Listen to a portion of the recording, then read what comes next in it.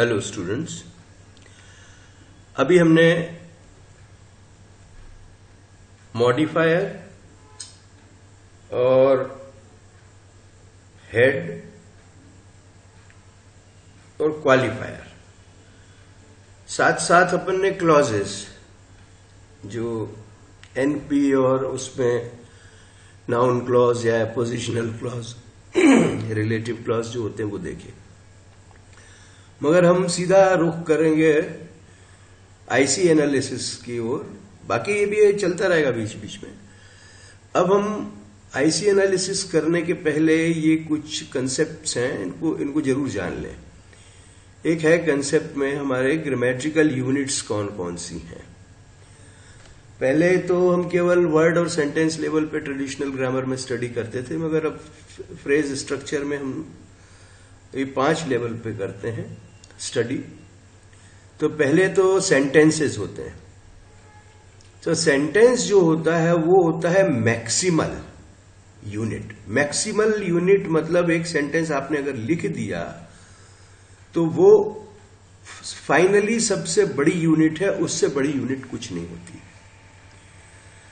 और सेंटेंस जो है वो कंस्ट्रक्शन होता है क्योंकि दूसरी यूनिट से मिलकर के बनता है। तो कोई भी कंस्ट्रक्शन अगर हम करते हैं तो ईंट लगाते हैं, उसमें रॉड लगाते हैं, सरिये डालते हैं, दरवाजे लगते हैं, खिड़कियां लगती हैं। ये सारे क्या हैं, उसके जो है वो कॉन्स्टिट्यूएंट यूनिट्स हैं, उसको बनाने वाली यूनिट्स हैं। तो ये एक कंस्ट्रक्शन होता है सेंटेंस। उससे नीचे हम जाते हैं, ये देखिए हम नीचे ऊपर दोनों सब तरफ तीर लगा हुआ है। आप कहीं से भी स्टडी कर लें, नीचे मॉर्फीम से चलेंगे तो ऊपर आएंगे, ऊपर से जाएंगे तो नीचे। ये कंसेप्ट हमें मालूम होना चाहिए। फिर आता है क्लॉज। क्लॉज में हम आईसी एनालिसिस को अलग रखते हैं। ये जो होता है नॉन मिनिमल यूनिट होता है। मैक्सिमल यूनिट तो हो गया आपका सेंटेंस, मैक्सिमल से आपको जाना मिनिमल तक जाना है। मिनिमल यूनिट तक जाने के लिए आप जब आगे बढ़ेंगे तो आपको बीच की जो यूनिट्स हैं वो नॉन मिनिमल मिलेंगी। अब क्या होता है कि नॉन मिनिमल यूनिट है, क्लॉज अगर आपने ले लिए, क्लॉजेज नॉन मिनिमल यूनिट्स हैं ये। अब इसमें आपको देखना यह है कि ये कंस्ट्रक्शन भी है, मतलब इससे छोटी यूनिट से ये बना हुआ है, इसका मतलब ये कंस्ट्रक्शन है। और ये नोड्स भी है। नोड्स क्यों हैं? क्योंकि यहां पर हम कट लगाते हैं तब ये निकलते हैं अलग। तो सेंटेंसेस जो हो गए कंस्ट्रक्शन हो गया, मैक्सिमल यूनिट हो गया।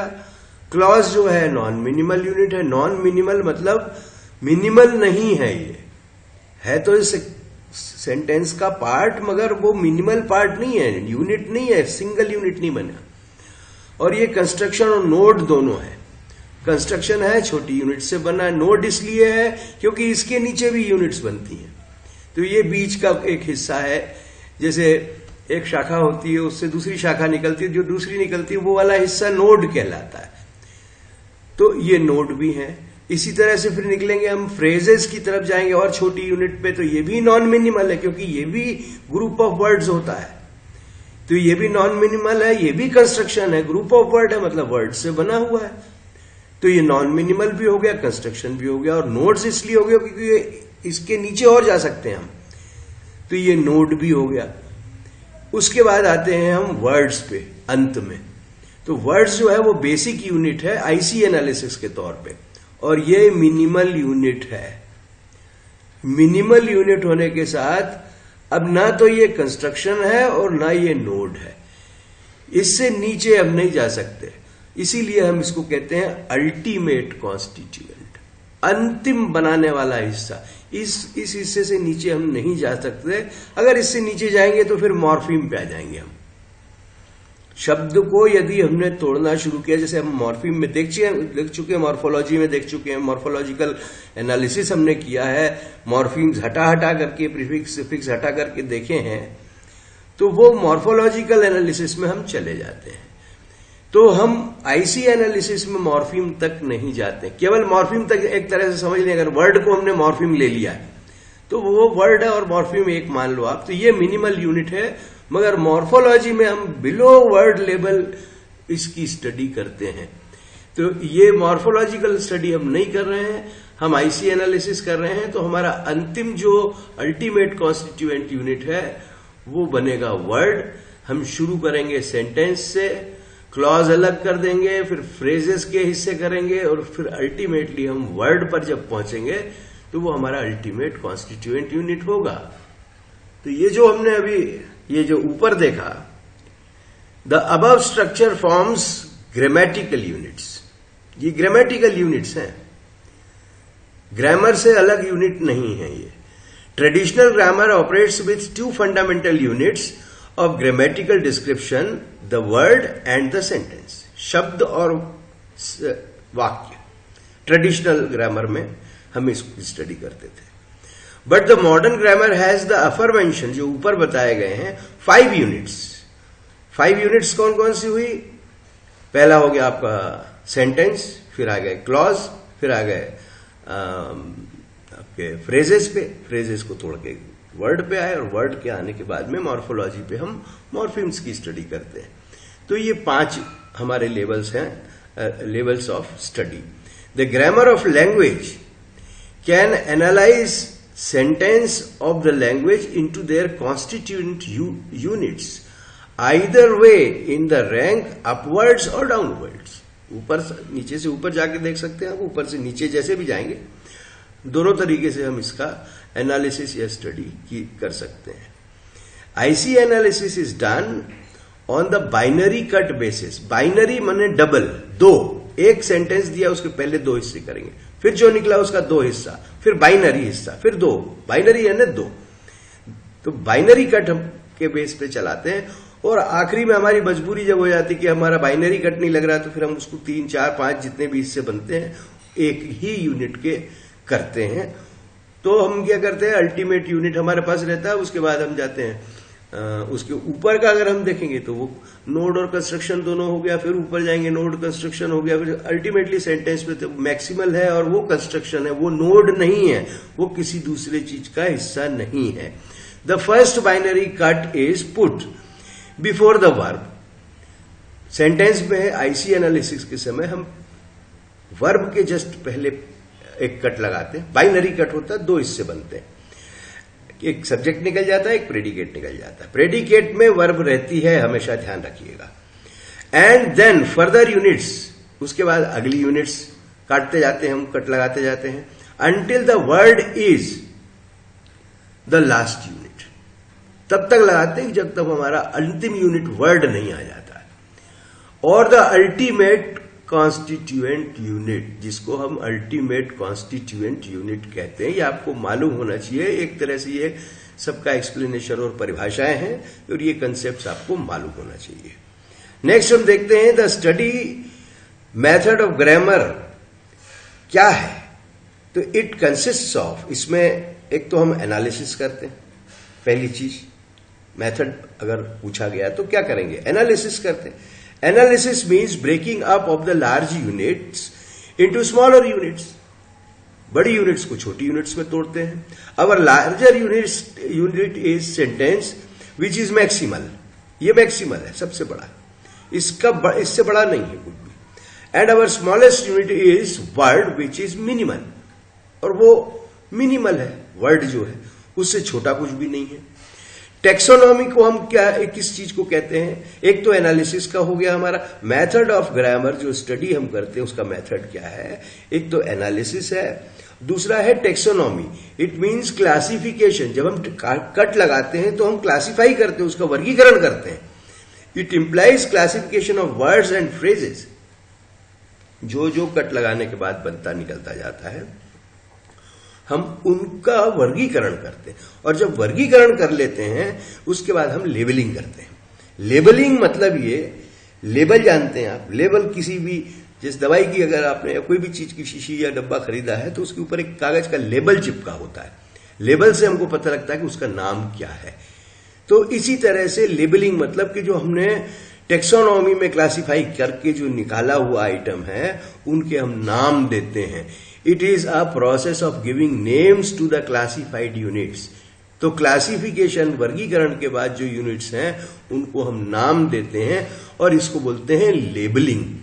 उसके बाद हम बनाते हैं ट्री डायग्राम। ट्री डायग्राम भी कैसा रहता है, इसको कहते ट्री डायग्राम है, एक्चुअली ये उल्टा ट्री समझ लो इसको आप, या जमीन से उखाड़ो आप ट्री तो कैसा रहता है, जैसे हमने एनालिसिस में देखा है कि जमीन में नीचे जड़ें रहती हैं और वो फैलती हैं, उस तरह का ट्री समझ लो, या शाखाएं निकली रहती हैं बिना, मैंने उल्टा पेड़ समझ लो आप, तो वैसा बन जाएगा।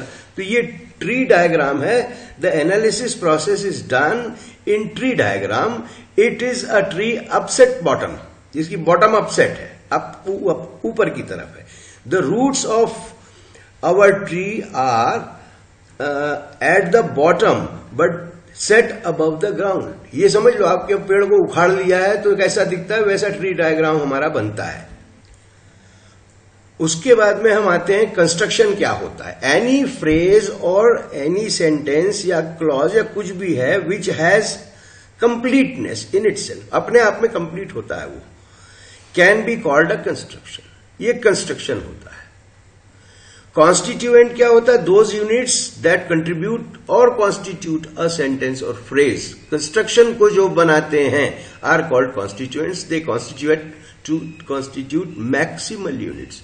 ये बनाते हुए कहां तक जाते हैं, अंतिम बड़े से बड़ा कंस्ट्रक्शन जो मैक्सिमल यानी सेंटेंस को बनाने में काम आते हैं। नोड जो है, नोड्स पे देख लीजिए आप, नोड्स एनी ब्रांचिंग और कटिंग और analysis which is done after sentence is node and rest। तो जितने भी हैं are ultimate constituents। इसके बाद जो काटते काटते हम जाते हैं, अल्टीमेट कॉन्स्टिट्यूएंट के पहले हर चीज सेंटेंस तक कंस्ट्रक्शन है और सेंटेंस के पहले तक नोड है। Ultimate constituent, they are the final result of our analysis. That is a sentence is analyzed to find out the ultimate constituents, जो words होते हैं जिसको कहते हैं। वर्ड में पहुंच गए तो अल्टीमेट कॉन्स्टिट्यूएंट यूनिट मिल गई आपको। They cannot be cut further, उनको आगे नहीं काटा जा सकता। Ultimate constituents are constituents but not constructions. तो अल्टीमेट कॉन्स्टिट्यूएंट मॉर्फोलॉजी नहीं देखेंगे हम, केवल वर्ड तक जाएंगे तो ये क्या है, कंस्ट्रक्शन नहीं है, ये केवल कॉन्स्टिट्यूएंट है, ये कॉन्स्टिट्यूएंट यूनिट है, न तो ये नोड है न कंस्ट्रक्शन है। इसमें फिर आपको दो कंसेप्ट हम और बता देते हैं अभी। एक होता है nuclear element. It is an element without which the sentence और फ्रेज और क्लॉज बिकम्स मीनिंगलेस। ये वो एलिमेंट है जिसके बिना चाहे आप सेंटेंस बोलोगे तो सेंटेंस में न्यूक्लियर एलिमेंट क्या होता है, कौन सी ऐसी चीज है जिसके बिना सेंटेंस नहीं बन सकता है, तो वो होती है वर्ब। बिना वर्ब के सेंटेंस एग्जिस्ट नहीं कर सकता है, इसलिए वर्ब सेंटेंस की न्यूक्लियर एलिमेंट है। मगर आप बोलो कि नहीं हम 5 चीजें रख देंगे, एडजेक्टिव रख देंगे, एडवर्ब रख देंगे, फलाना ये वगैरह सब रख देंगे, वर्ब हटा देंगे, तो that will not be a sentence, वो सेंटेंस नहीं रहेगा। मगर वर्ब अकेली सेंटेंस हो सकती है। अकेली सिंगल वर्ब हमने कह दिया तो वो सेंटेंस हो जाएगी। जैसे हमने बोला कम, वो सेंटेंस है। तो न्यूक्लियर एलिमेंट अपने आप में स्वतंत्र रहता है, उसको किसी के सहारे की जरूरत नहीं होती है। वो न्यूक्लियर एलिमेंट ही सेंटेंस का या फ्रेज का या क्लॉज का अभिन्न अंग होता है, जिसके बिना वो बन नहीं सकता। सेंटेंस, क्लॉज या फ्रेज नहीं बन सकता। बाकी चीजें हटा देंगे तो कोई फर्क नहीं पड़ने वाला, वो ऑप्शनल एलिमेंट्स होते हैं। After removing any word from a sentence और phrase, if sense is not possible, then the removed word और element is nuclear element in it. अगर हम कोई चीज हटा दें और उस बने हुए कंस्ट्रक्शन का अर्थ ही चला जाए तो वो न्यूक्लियर एलिमेंट है। जैसे मैंने आपको बताया कि सेंटेंस का न्यूक्लियर एलिमेंट जो है वो वर्ब है। अब नाउन फ्रेज का न्यूक्लियर एलिमेंट आप पूछेंगे तो नेचुरली हेड नाउन है, बिना उसके बाकी क्वालिफायर आए ना आए, मॉडिफायर आए ना आए, ऑप्शनल एलिमेंट है। It is also known as obligatory और मैंडेटरी एलिमेंट। तो जो न्यूक्लियर एलिमेंट है जिसके बिना वो कंस्ट्रक्शन एग्जिस्ट नहीं कर सकता, उसको ऑब्लिगेटरी या मैंडेटरी एलिमेंट भी कहते हैं। इसी तरह से हम देखें ऑप्शनल एलिमेंट, एनी एलिमेंट और part which may or may not occur in a construction or node, or the construction or node does not lose its meaning if it is eliminated. अगर हटा दिया जाए और उसका अर्थ ना खत्म हो, किसी भी उसमें एग्जिस्ट कर रहा हो. अगर मैंने बोला these two boys are very naughty, मैंने ये बोला these two boys are very naughty. अब these two boys जो है वो क्या कर रहा है कि इसमें हमने डेमोन्स्ट्रेटिव लगाया है, इसमें हमने कार्डिनल लगाया है, ये हमारे डिटर्मिनर में आते हैं. और these और टू हटा दिया मैंने, और बॉयज क्योंकि नाउन फ्रेज का न्यूक्लियर एलिमेंट है, इसको मैंने अगर दीज और टू दोनों को हटा दिया और बोल दिया बॉयज आर वेरी नॉटी, तो भी सेंटेंस का मीनिंग खत्म नहीं होगा. बॉयज अकेला एनपी बन जाएगा. तो ऐसे एलिमेंट जिनको हटाने पर अर्थ नहीं हटता, खोया किसी चीज का नहीं खत्म होता है या प्रभावित होता है, तो उसको हम ऑप्शनल एलिमेंट कहते हैं. अब इसका हम क्या मायना निकालें? Sentence is a construction and not a constituent element. Sentence किसी चीज का भाग नहीं है मगर वो कंस्ट्रक्शन है. It is the maximal unit. अगर पूछा जाता है आपको तो ये आपको मालूम होना चाहिए. The minimal unit words are the constituents and not constructions. Nodes are both constructions and constituents. In IC analysis, the first cut is applied before the verb. NP may be rewritten. दोबारा ऐसा लिखा जा सकता है, bracket में M plus H plus Q bracket में. Here M stands for modifier, H for the head word which is nuclear, and Q for qualifier. Without head word there can be no NP.